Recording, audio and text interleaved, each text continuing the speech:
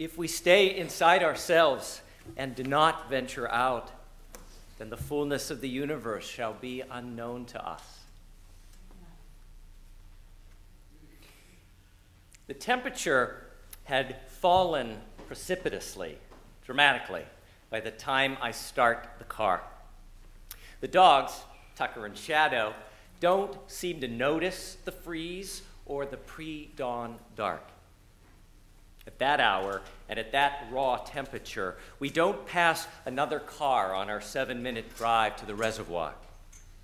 It's Wednesday morning, January 3rd, 5 days ago, and unlike this morning, it feels like winter has finally moved in. At the edge of the water, dawn breaks. The sun begins to rise, imperceptibly at first, and then with gentle assurance of pink and pale yellow. I stand still in that crispness. I look, I listen. A solitary bird begins to sing. The dogs set off to sniff at something stirring in the frozen leaves. It's all so simple, so pristine. If we hadn't ventured out into that darkness, that place of unknown possibility, we would never have been there for that beautiful birth of that new day. Marnie Harmony writes, if on a frosty morning, dreading the chilling air before the sunrise, we stay inside and do not venture out, the awesome, cold, quiet, and stillness of the dawn universe remains a part of life we shall not know. Sometimes we have to venture out. Sometimes we have to step away, alone, quiet, and contemplative, in order to become aware of what is already always there. Sometimes we need a time apart in order to be more fully connected to the gift that is life. I'm about to step away. We are about to experience a time apart. This sabbatical, this time of rest and renewal, is a gift that you're giving me, a time apart so that I may stop, look, listen, and come to know in a new way the gift that is life. Thank you. Thank you. Thank you for this precious opportunity. Tomorrow at 9:30 p.m., but who's counting? After the January governing board meeting, I will turn over the ministry of this beautiful, loving place to a beautiful and loving minister, Meg Sones. Meg, who has impressed us all over the last 2 years as our intern minister, will become your acting minister. She is well qualified for this role. Alongside Meg will be Tracy Sopchak, our amazingly skilled and talented governing board president. Meg and Tracy together are a formidable leadership team. Don't mess with them. They're going to be strong. Surrounding them will be our stellar staff, including Rosemary Fiore, who will keep things hopping in the church office, and Ann Principe, who's going to continue to provide professional leadership for our faith development program. We have a strong governing board committed to the mission of this church, and a seasoned cadre of volunteer leaders who are going to continue to do just what they always do: steer the programs, teams, task forces, and ministries of this church. And overseeing it all will be the Sabbatical support team, made up of longtime members who've been through sabbaticals and lived to tell about it. What riches, what resources are in this place. Sometimes a minister has to step away in order for a congregation to become reacquainted with what is already always there. Sometimes a congregation needs a time apart to relearn an important truth. The church is not the minister. The church is the people. The church is you.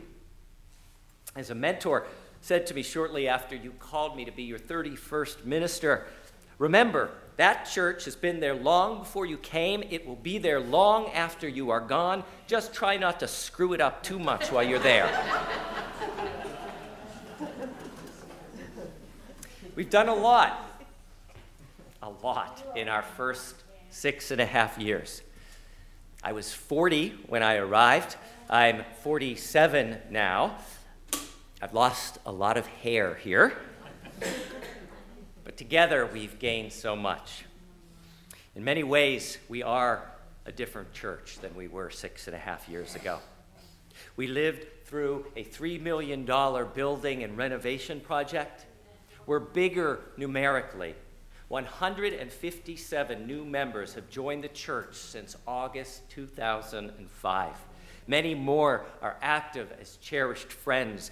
Many of you here this morning are part of this new wave of Unitarian Universalism. You've brought different needs, new ideas, and fresh energy. We have been changed by you. We've deepened together. We've deepened spiritually together. We've increased our opportunities for spiritual exploration and learning.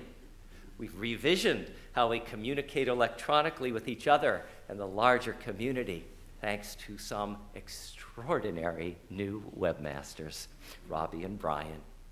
We've added varied voices to our worship services.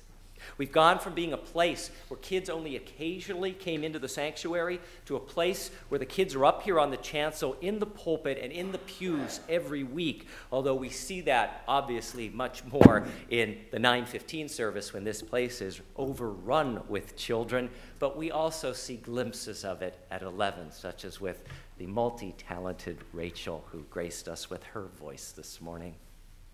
We've realized that putting kids front and center is an essential part of nurturing the future of our faith. But our spiritual growth can be seen in other ways. The always natural warmth of this congregation is now more consciously directed outward.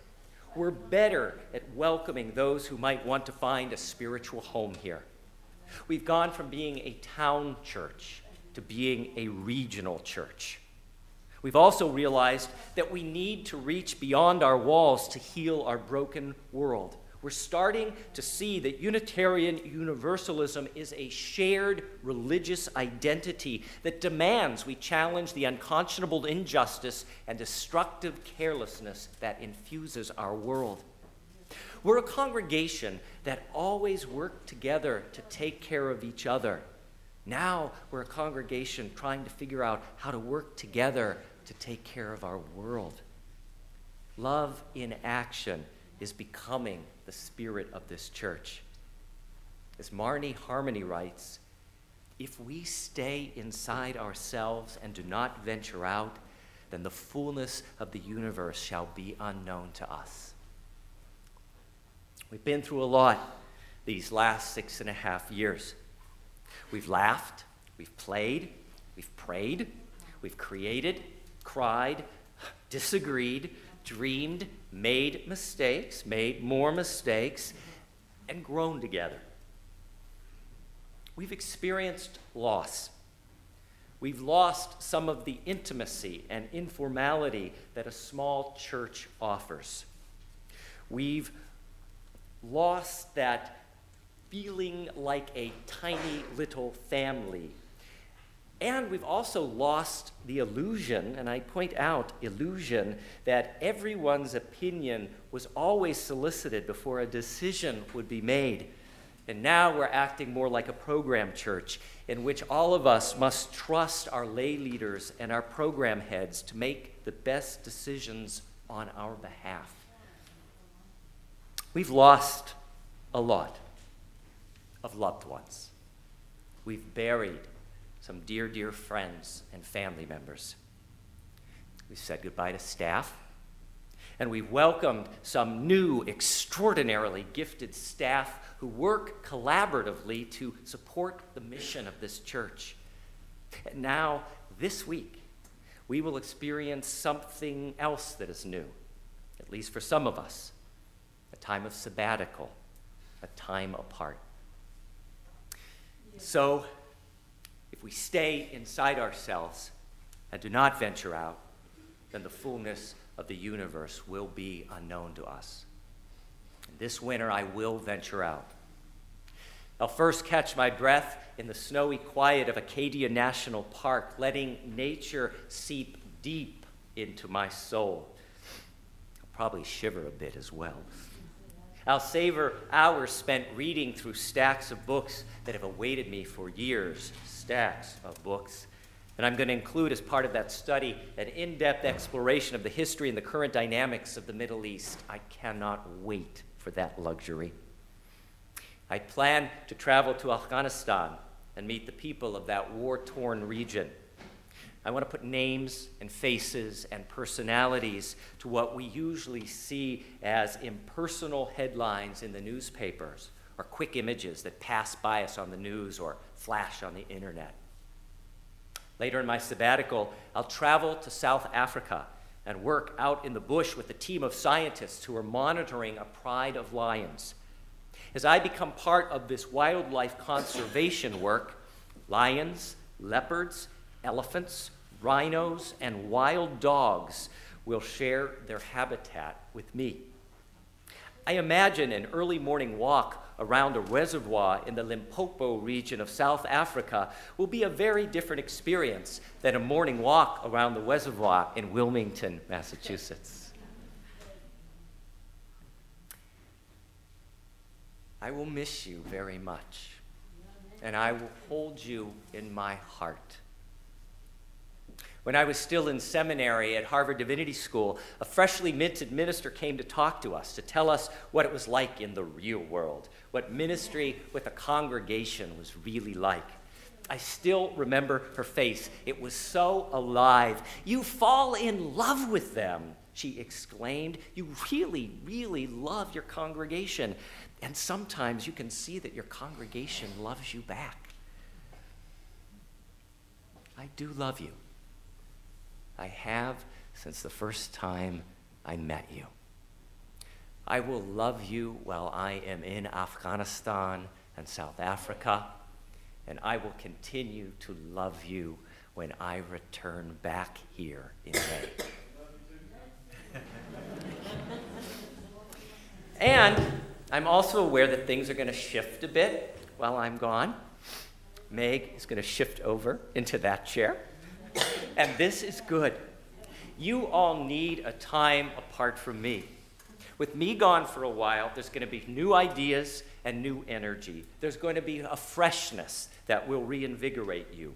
You're going to hear some amazing points of view from some tremendous guest preachers, some of the best in the area. How important, how essential this is. I'll be exploring, you'll be exploring. I'll be learning, you'll be learning. I'll be renewing, you'll be renewing. We will be apart, but we will be apart together.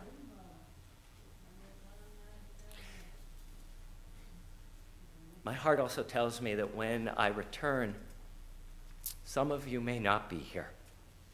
Someone may move away. Someone may leave for another reason. And yes, someone may die.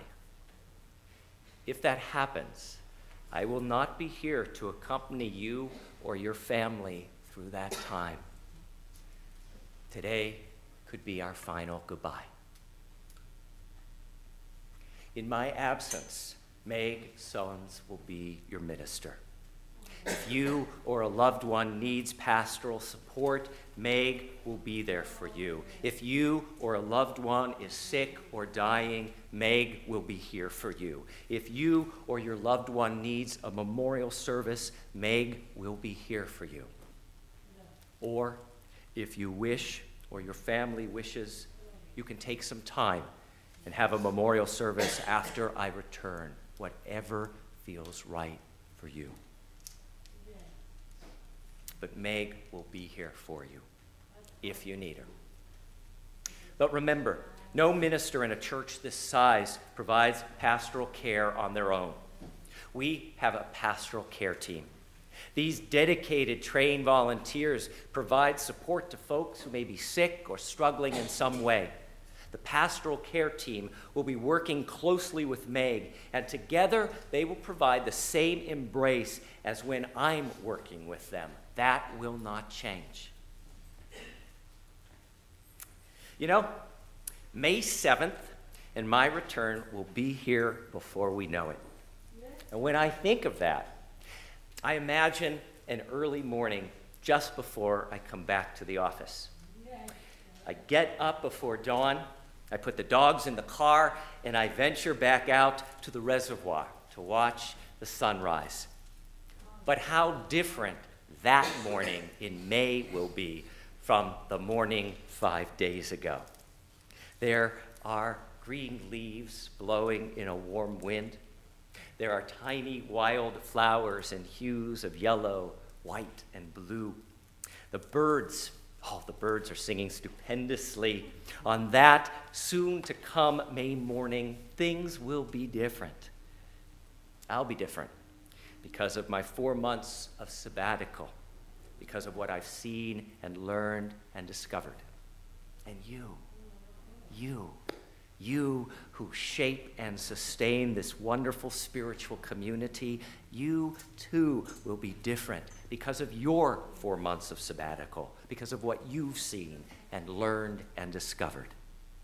But this I know, our time apart will bring us more fully together.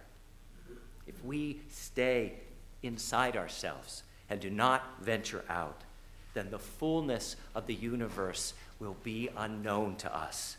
It's time for us both to explore. Venture out.